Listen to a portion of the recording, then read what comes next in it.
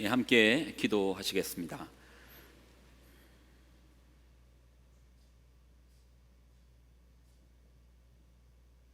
우리의 영혼을 살피시고 우리의 마음을 만지시는 아버지, 이제 우리의 마음을 다하여 주님을 경배합니다. 우리 마음 깊이 임하셔서 우리의 작은 예배를, 우리의 작은 마음을 받아 주옵소서. 주 앞으로 나아갑니다. 부족한 우리일진데 주님 만나 주옵소서. 영광을 드립니다. 예수님의 이름으로 간절히 기도드리옵나이다. 아멘. 성탄의 계절에 또 복된 예배 가운데 여러분 또 함께 하시네요. 우리 양옆에 한번 보시고요. 또 같이 한번 보시고 귀한 분들 함께 예배 드리시네요. 복된 예배입니다. 인사 같이 나누시겠습니다. 축복합니다. 복된 예배입니다. 감사합니다. 축복합니다.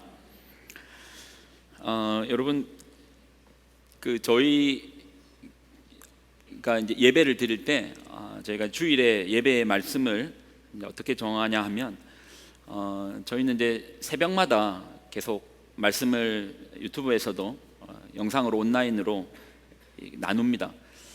지금 나누고 있는 말씀은 이제 아모스서를 나누고 있고요. 그래서 이제 그 주간에 가급적이면 이제 새벽마다 나누는 거는 이제 각각의 그 장들에 대해서 주시는 말씀을 나누고, 또 주일날은 좀 포괄적으로 이제 그런 부분들에 대해서 전체적으로 포괄적이거나 아니면 좀 깊이 나눠야 되는 부분들을 나누고 있습니다. 그러니까 지금 제가 말씀드리는 것은 새벽 말씀과 주일 말씀의 연동성이 있습니다. 좀 더 자세하게 들으려면 새벽에 꼭 들으셔야 됩니다. 연결되고 이어지는 겁니다. 이게 떨어지지 않고 쭉 같이 오시는 분들은 그 연결성들을 이해하실 겁니다. 그리고 이제 저희가 지금 나누고 있는 건 아모스서를 나누고 있는데, 전에도 한번 몇 번 말씀드렸지만 선지서, 아모스서는 선지서입니다. 선지서를 나눌 때 꼭 기억해야 되는 것이 그 선지서의 시대를 꼭 이해하셔야 된다고 했습니다. 이 선지서는 하나님께서 그 시대에 주시는 말씀인 거예요. 그 시대의 그 상황을 알아야지 왜 이 말씀을 하셨는지를 이해가 되는 겁니다. 그래서 우리는 선지서를 나눌 때 꼭 시대에 대한 이해가 먼저 있어야 됩니다. 그리고 그 시대에 주시는 말씀을 이제 우리는 해석하는 겁니다. 그래서 이러한 상황에 하나님께서 이 말씀을 주셨구나, 그러니 우리에게도 이러한 상황이 일어날 때는 우리가 이렇게 하나님 말씀을 적용해야 되겠다, 이 관점으로 말씀을 받아들여야 되는 것이죠. 시대를 알아야 된다고 했습니다. 자, 그러면 아모스 시대, 아모스가 말하고 있는 이 아모스서의 시대는 언제인가? 자, 오늘 아모스서 1장 1절이 말하고 있습니다. 자, 1장 1절 다시 한번 읽겠습니다. 자, 시작.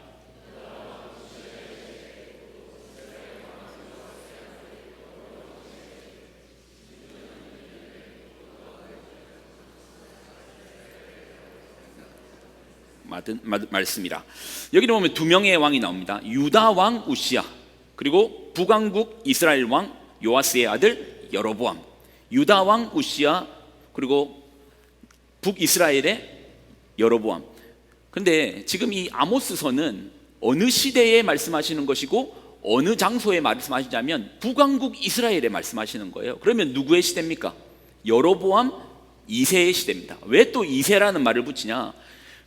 북왕국 이스라엘의 왕들 중에 여로보암이라는 인물이 또 있습니다. 초대 왕이 여로보암이고요. 지금 이제 또 나오는 것은 여로보암이 또 등장합니다. 그래서 우리는 구분하기 위해서 2세, 여로보암 2세의 시대입니다.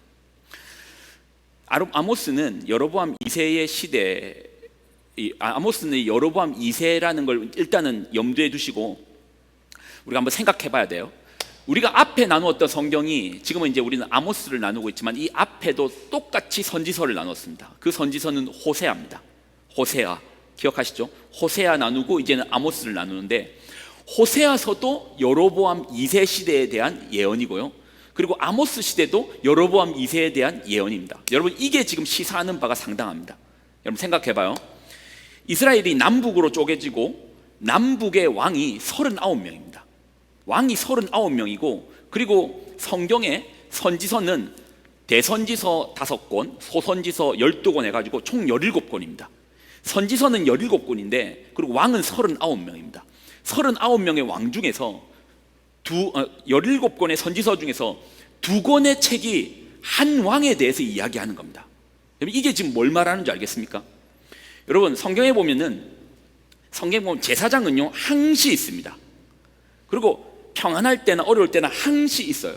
근데 성경에 한 번씩 선지자가 부각되어 나올 때가 있습니다. 그럴 때는 여러분 생각해봐요. 시대가 암울할 때일까요? 좋을 때일까요? 하나님께서 선지자를 시대가 좋은 상황일 때 선지자를 보낼까요? 아니면 시대가 뭔가 흑암 가운데, 어둠 가운데, 깜깜한 가운데 있을 때 선지자를 보내실까요? 어둠 가운데 있을 때 선지자를 보내시는 거예요. 평상시는요 그냥 제사장이 있다니까요. 그런데 특별하게 선지자를 보내시는 이유는 그 시대가 뭔가에, 그 시대에 빨간불이 들어왔다는 겁니다. 그런데 39명의 왕 중에서 선지서가 17권밖에 안 되는데, 이 17권들 중에서도 대부분은 시대의 말미에 선지서가 나오는데, 여로보암 시대 때 2권이나, 선지서에 2권이나 여로보암 시대 때, 호세아 때, 아모스 때 여로보암 2세에 대한 이야기를 나누고 있다는 겁니다. 여러분, 이것이 지금 뭘 얘기하고 있는 거죠? 여로보암 2세의 시대가 그만큼 암울했다라는 거예요. 그런데요, 여기서 우리가 더 한번 신경 써야 되는 것이, 이스라엘 남북의 역사 가운데서, 남북으로 쪼개진 가운데 이스라엘 역사에서 가장 잘 살았던 시대가 또 언제인 줄 압니까? 가장 부유했던 시대, 가장 넓은 땅덩어리를 차지했던 시대, 그때도 여로보암 2세의 시대입니다. 뭔가 이상한 거 아닌가요? 가장 부강하고 가장 잘 살았고 가장 넓은 땅덩어리를 차지했는데, 하나님께서 영적으로 바라보실 때는 가장 암울한 시대라고 해서 선지자를 2명이나 보내셨다라는 거예요. 우리가 앞서 열왕기를 나누면서 여로보암 2세에 대해서 한번 다룬 적이 있습니다. 여러분, 이 여로보암 2세라고 하면 이 구절을 빼놓고는 설명할 수 없어요. 자, 열왕기하 14장 25절, 열왕기하 14장 25절 한번 읽어볼게요. 자, 시작. 가드헤멜 아미떼의 아들 선지자 요나를 통하여 하신 말씀과 같이 여로보암이 이스라엘 영토를 회복하되, 어디서부터? 하맛 어귀에서부터 아라바 바다까지 하였으니, 여로보암 시대 때 하나님께서 땅덩어리가 확장될 것이라고 얘기했어요. 자, 지도 한번 보여주실게요. 자, 이 지도를 보면은 여로보암 시대 때의 땅덩어리가 어디냐면 저 오렌지색으로 되어 있는 가운데 이스라엘, 보면은 시리아도 포함되어 있고 암몬도 포함되어 있고 모압도 포함되어 있죠. 원래 이스라엘 땅덩어리에 한 4배만큼은 확장된 거예요. 원래 이스라엘이 가지고 있던 기본 땅덩어리가 여로보암 시대 때 4배나 더 확장된 겁니다. 그 중에 보면은 아라바 바다는 사해 바다의 끝쪽을 아라바 바다라고 말합니다. 사해 바다 끝쪽에서부터 위쪽에 있는 하맛 어기, 하맛 어기가 어디냐면 원래 하맛의 땅의 주인은 아람이었어요. 여기 보면 시리아라 적혀 있는, 우리가 알고 있는 시리아 민족 맞아요. 시리아라고 적혀 있는 그 땅이 원래는 아람, 성경에는 아람이라 나오거든요. 아람이 원주인이었어요. 그런데 여로보암 시대 때 아람의 땅덩어리를 차지한 겁니다. 그래서 원래 가지고 있는 땅덩어리의 4배만큼 확장이 된 겁니다. 근데 이게요, 이 상황이 상당히 미스테리한 상황입니다. 상당히 미스테리한 상황인 거예요. 왜 미스테리인가? 여로보암의 할아버지, 여로보암의 아버지 때는 아람의 밥이었어요. 여로보암의 할아버지, 여로보암의 아버지 때는 틈만 나면 아람이 쳐들어와 가지고 이스라엘 걸 빼앗아 갔습니다. 자, 성경에서 한번 확인해 볼게요. 자, 성경에서 확인해 볼게요. 열왕기하 13장 22절 읽습니다. 이 여로보암 할아버지거든요, 여호아하스. 자, 읽어보겠습니다. 자, 시작. 아람 왕 하사엘이 항상 이스라엘을 어떻게 했다? 학대하였다 말합니다. 항상 이스라엘을, 전쟁이 아닙니다, 일방적으로 당하는 학대를 당했던 거예요. 그러니까 아람에 의해서 북왕국 이스라엘이 여로보암의 할아버지, 아버지 때는 항상 빼앗기고 수탈되고, 이게 싸움이 아닙니다. 그냥 일방적으로 당했던 거예요. 그런데 여로보암의 시대 때 땅덩어리가 확장이 되는데, 원래 이스라엘이 가지고 있는 땅덩어리의 4배만큼이 확장이 되는 겁니다. 4배보다 더 커지는 거예요. 이 속에는요, 하나님의 섭리가 있습니다. 결코 여로보암이 정치를 잘해서가 아닙니다. 결코 여로보암 시대 때 군사력이 갑자기 강해진 게 아닙니다. 왜냐하면 아람이 북왕국 이스라엘의 군비를 감축시키거든요. 군사를 함부로 못 가지게 만들었거든요. 그래서 군사력이 갑자기 강해질 수가 없어요. 그럼에도 불구하고 어떻게 그 강력했던 아람 땅의 대부분을 차지하고 모압 땅과 암몬 땅까지 여로보암 시대 때 차지할 수 있었던가?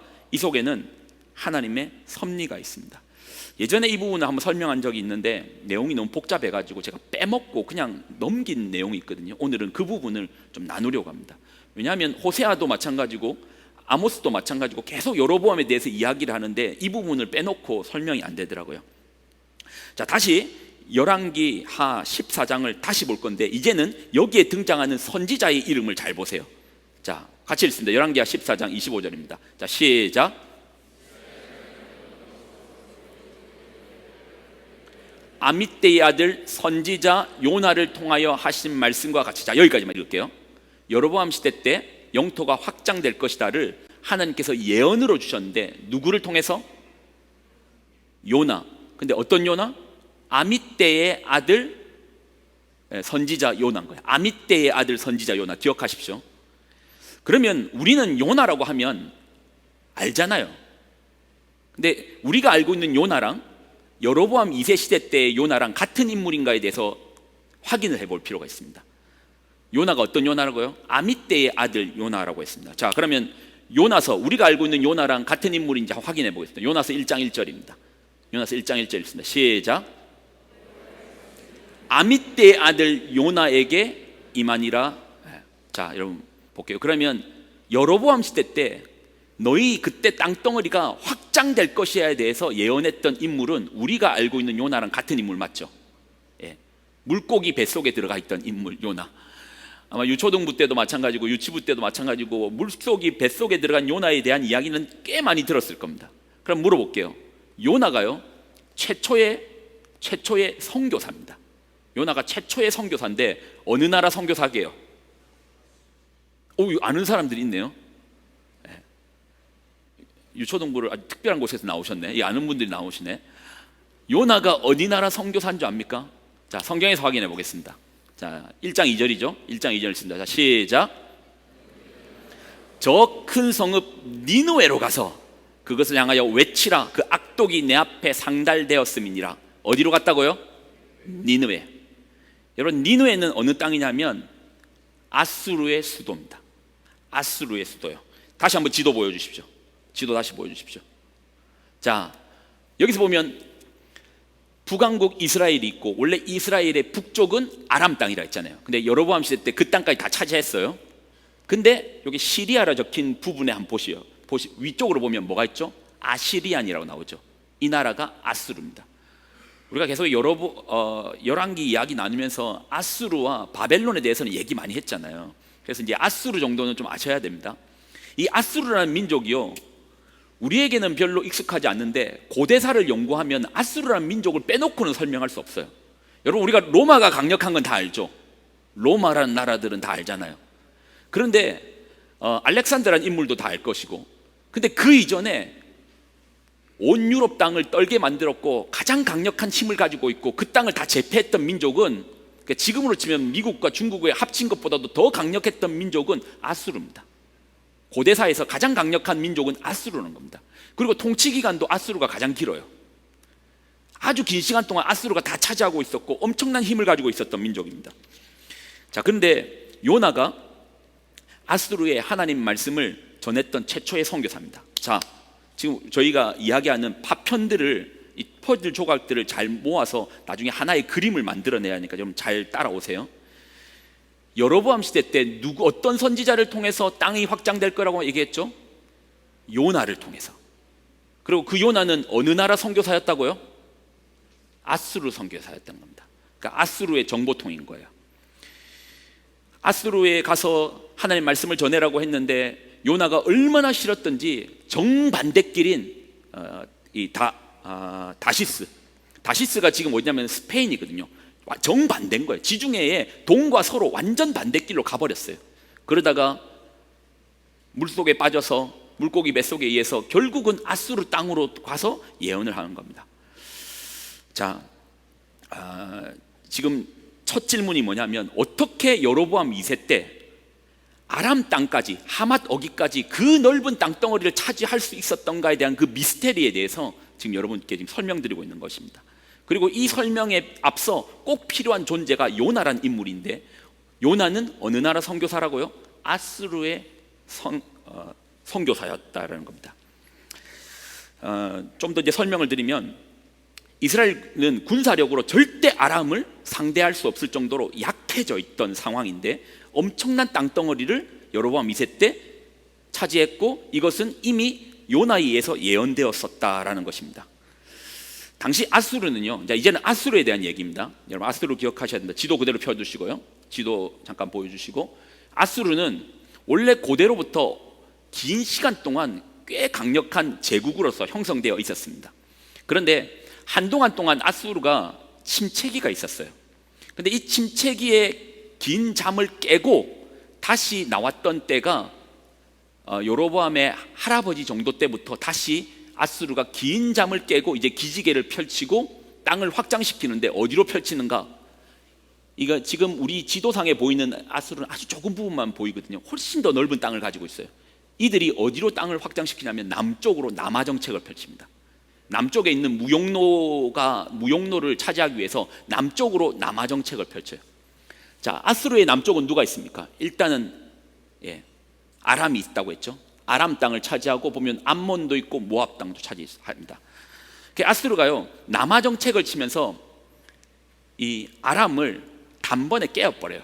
암만 아람이 고대 중동의 그 지역의 강자라고 해도 아수르가 사자인 거예요.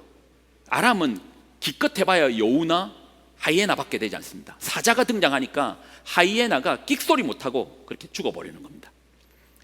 그리고 아람을 초토화시키고 암몬을 초토화시키고 모압을 초토화시켰습니다. 누가요? 아수르가요. 그런데 아수르가 역사상에서도 보면은 기지개를 펴다가 잠깐 멈추는 시기가 있습니다.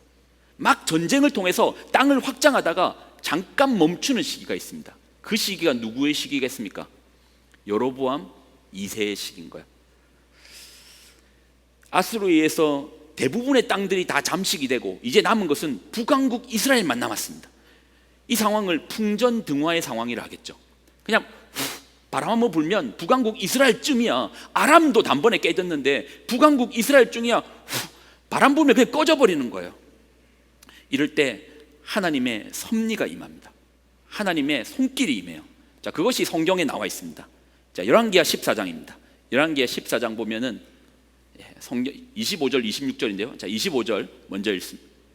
열왕기하 14장 26절 읽습니다. 26절. 자, 26절 한번 읽어보겠습니다. 자, 시작. 이스라엘의 고난이 심하여 매인자도 없고 노인자도 없고 이스라엘을 도울 자도 없음을, 아무도 이스라엘을 도와주지 못한 거예요. 풍전등화의 상황이라니까요. 근데 그때 누가 도와주시는가? 자, 마저 읽습니다. 27절. 자, 시작. 여호와께서 천하에서 없이 하겠다고도 아니하셨으므로 요아스의 아들 여로보암의 손으로 구원하심이었더라. 하나님의 손길이 풍전등화에 놓여 있는 아수르, 대제국 아수르에 의해서 풍전등화에 있는 상황에서 하나님의 손길이 임한 거예요. 아무리 아수르가 강력한 나라라고 해도 그래 봐야 호흡 있는 인간들입니다. 하나님 앞에서는 아수르가 아무리 대제국 사자와 같고 호랑이와 같아도 하나님 앞에서는 끽소리 못하겠죠. 그리고 역사에 보면 긴 잠을 깨고 아수르가 팽창 정책을 펼치다가 잠깐 소강되는 상태가 있습니다. 멈추는 상태가 있어요. 그 시기가 여로보암 2세라고 했습니다. 정확하게 어떤 사건인지는 모릅니다. 그러나 요나서를 통해서 짐작할 수 있는 대목이 있습니다. 자, 요나서 3장 1절을 보면 아수르에 어떤 일이 일어났는가에 대해서 짐작할 수 있는 상황이 있습니다. 자, 요나서 3장 1절 한번 읽어볼게요. 자, 시작. 자, 두 번째로 물고기 뱃속에서 나온 이후에 하나님 말씀이 다시 오신 거예요. 아수르에 가서, 아수르의 수도인 니느웨에 가서 말씀을 전하라. 자, 2절 읽습니다.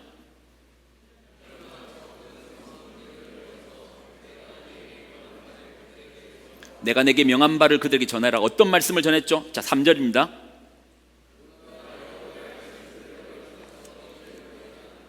니느웨는 며칠 동안, 사흘 동안 걸을 만한 하나님 앞에 큰 성읍이었다. 3일 동안 걸어야지 끝을 다다를 수 있는 큰 성이었습니다. 요나가 며칠 동안 선교하는지 보세요. 3장 4절입니다. 시작.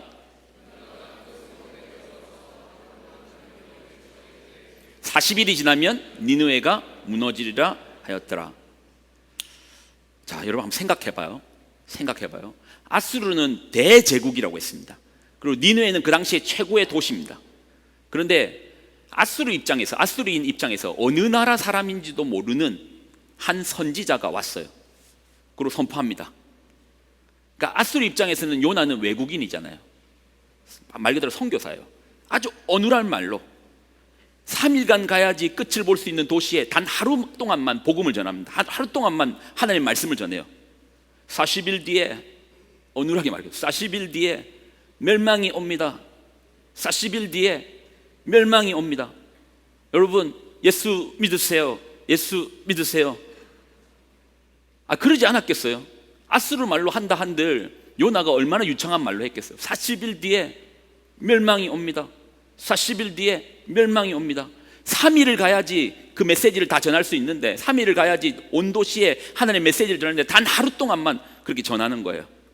이 어설픈 선교사의 메시지를 듣고 아수르에 어떤 반응이 일어나는 줄 압니까? 자, 5절 한번 보겠습니다.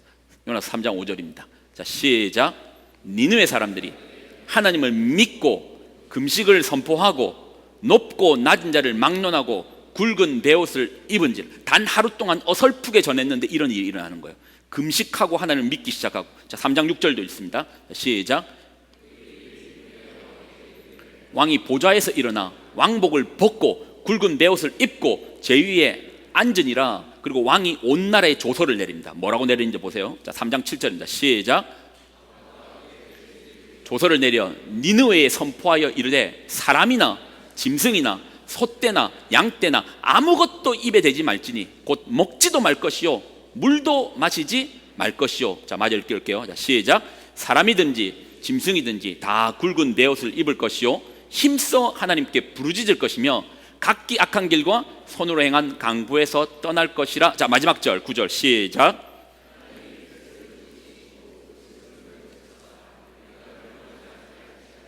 그렇지 않을 줄 누가.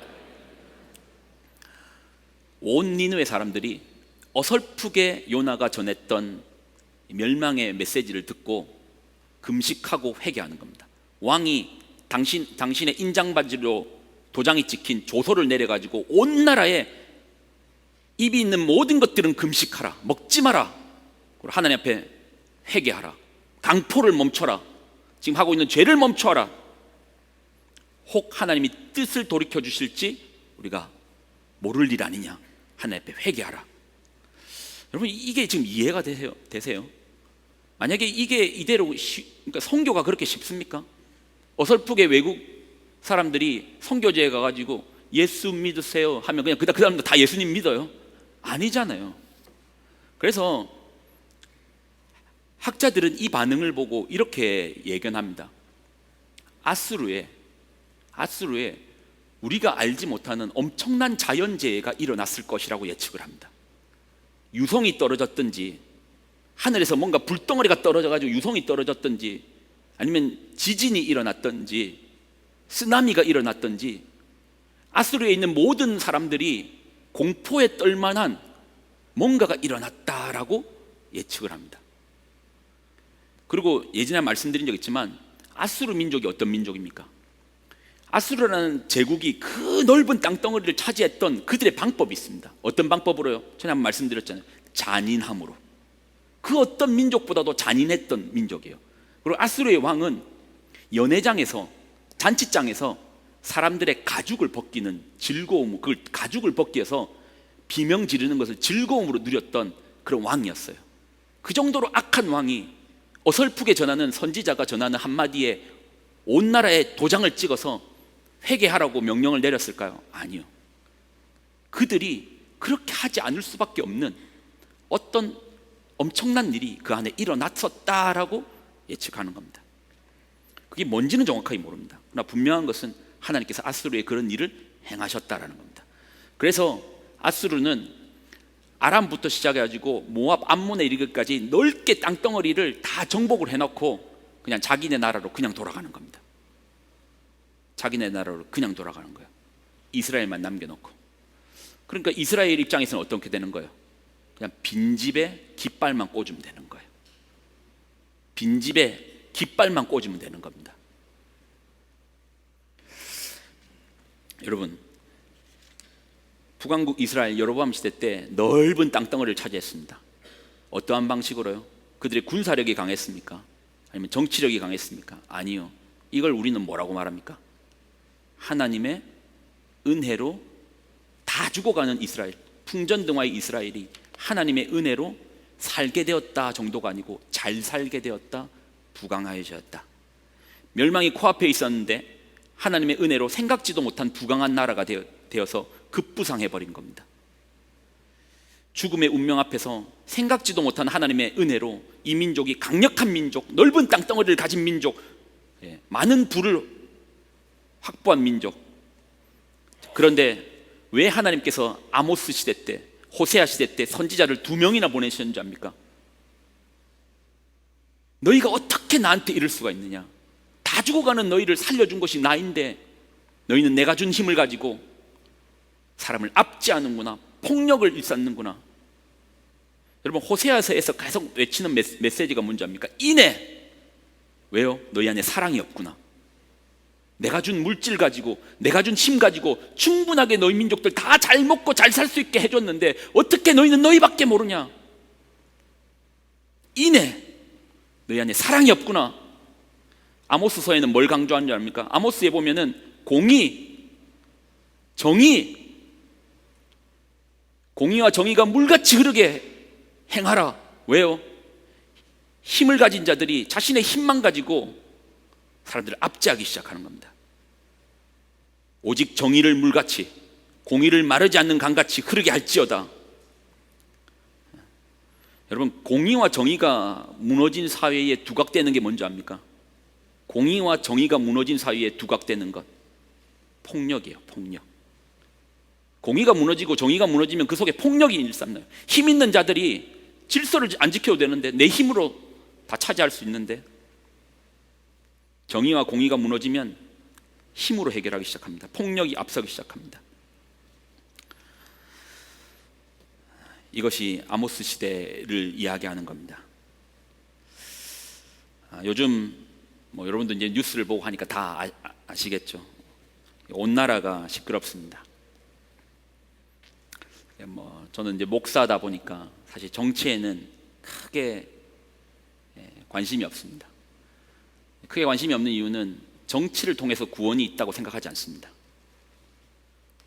뭔가 특별한 정치인이 나와서 엄청난 정책을 잘한다 해도 거기에서 구원이 나올 것이라고 생각하지 않습니다.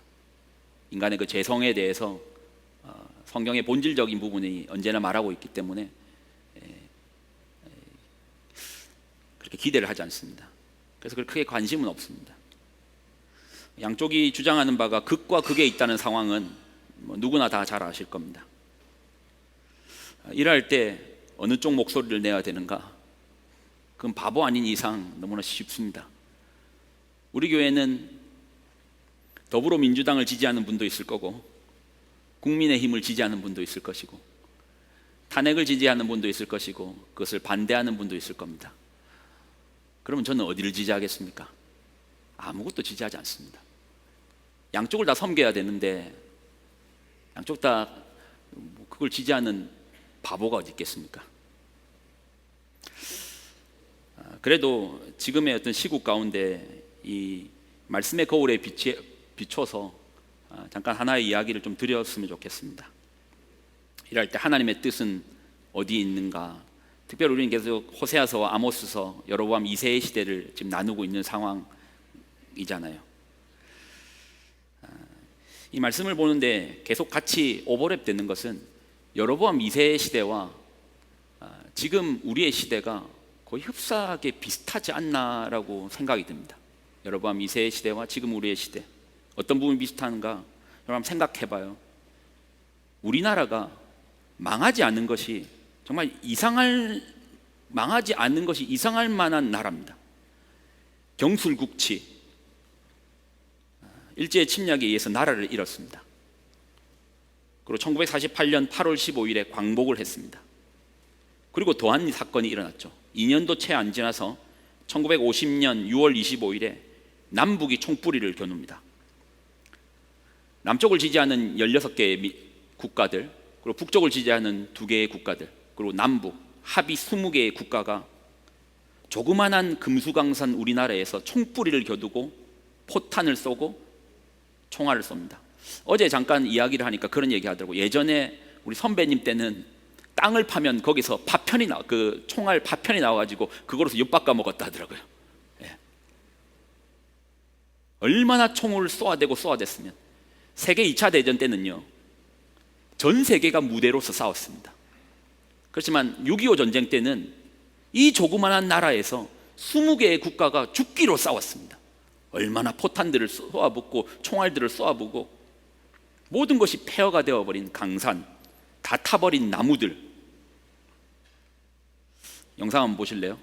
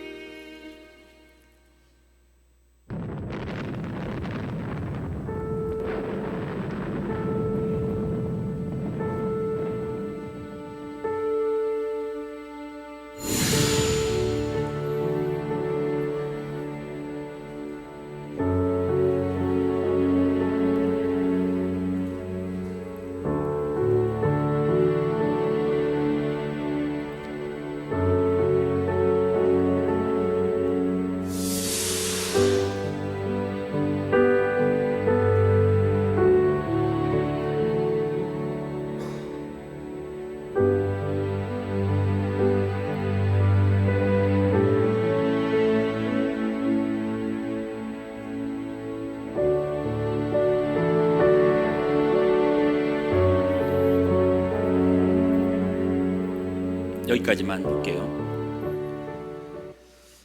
이런 상처를 지닌 나라가 지금은 세계 10대 국가 안에 이제 들어가는 것이죠. 지금 우리나라의 부강함이 우리가 근면했다, 우리가 다른 어떤 민족들보다도 열심으로 살아냈다, 우리 민족성이 남달랐다, 뛰어났다, 여러분 이것만으로 설명이 됩니까? 아닐걸요. 그러면 운이 좋았습니까? 그것도 아닐걸요.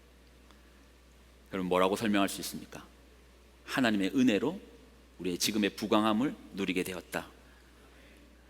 여러분 아멘이 되십니까? 여로보암 2세 시대 때 어떻게 풍전등화에 있었던 민족이 잘 사는 민족이 되었습니까? 하나님의 은혜로 잘 살게 되었습니다. 힘을 얻었습니다. 근데 선지자들이 얘기하는 것은 하나님이 주신 힘으로써 너희가 잘 살게 되었는데 너희 안에 뭐가 없다? 호세아는 말합니다. 사랑이 없다고 말합니다. 누군가를 돌보는 그런 마음이 없구나. 너희 충분히 잘 살게 되었잖아. 너희 먹는 거 걱정 없이 살게 됐잖아요. 그런데 어떻게 사람을 돈 받고 사고 팔고 집신짜게 사람을 사고 팔고 너희가 어떻게 그렇게 할 수 있냐? 아모스가 뭐라고 말합니까?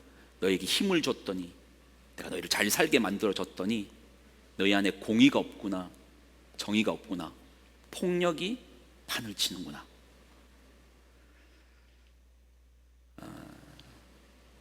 법이 무너지면 그때부터 힘 있는 자가 군림하는 폭력이 판을 치는 세상이 됩니다.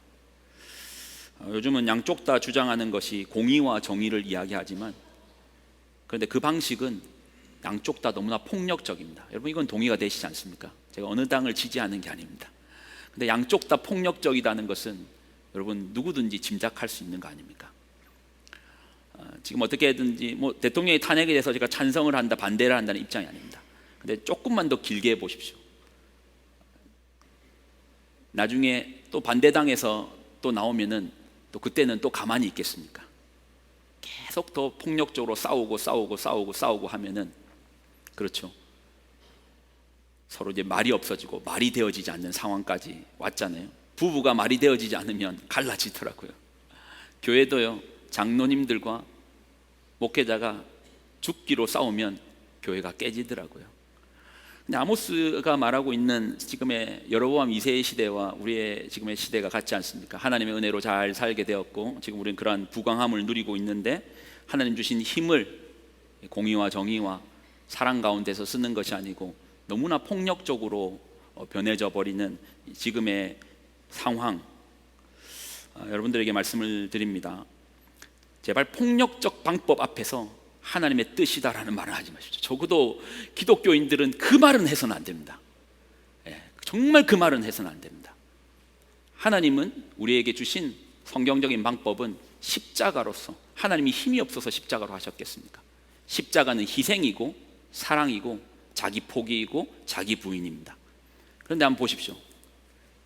양쪽에 어떤 당을 봐도 그 속에 자기 부인이란 단어는 없습니다. 자기 희생이란 단어는 없습니다. 국민과 정의와 얘기하지만 결국은 자기 체험에 밖에 없습니다. 근데 이것들에 같이 따르는 성도들도 같은 목소리를 낸다면 그것은 아니겠죠. 저는 정치에 대해서 얘기하려고 하는 거 아닙니다. 폭력성으로 변해버리는 부분에 대해서 하나님께서 아모스서에서 강력하게 그렇게 하지 말라고 말씀하시기에 저도 그냥 하나님의 결을 따라서 폭력적으로는 하지 말자라는 겁니다. 폭력적인 곳에 하나님의 이름을 함부로 갖다 붙이는 건 그건 잘못입니다. 성도된 여러분, 그 잘못은 범하지 마십시오.